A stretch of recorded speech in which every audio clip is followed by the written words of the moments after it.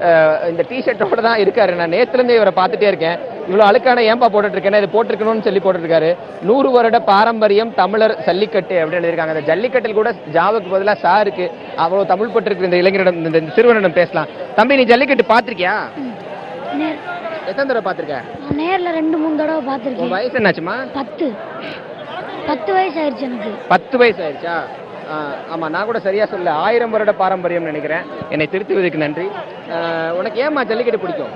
ஏன்னா நம்ம பாரம்பரிய விளையாட்டு தான் ஜல்லிக்கட்டு. நம்ம ஜல்லிக்கட்டை விரும்பி பார்க்கணும். நம்ம மாடு தான் நமக்கு எல்லாம் கொடுக்குது. இப்போ நம்ம ஜல்லிக்கட்டை விரும்பி நம்ம ஜல்லிக்கட்டை நடத்தணும். இல்லாட்டி நம்ம இன்னும் இங்கே போராட்டம் தான் நடக்கும். உங்க வீட்டுல மாடு இருக்கா?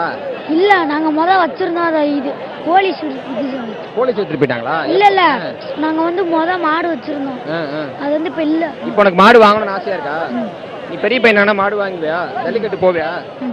ஜல்லிக்கட்டு பத்தி தெரியுமா உனக்கு? ஜல்லிக்கட்டு கலந்துக்கிறதுலாம் இப்படி சிறுவர் முதல் பெரியவர்கள் வரை பலரது கோரிக்கையாகவும் ஜல்லிக்கட்டு இருந்து கொண்டிருக்கிறது வசந்த்.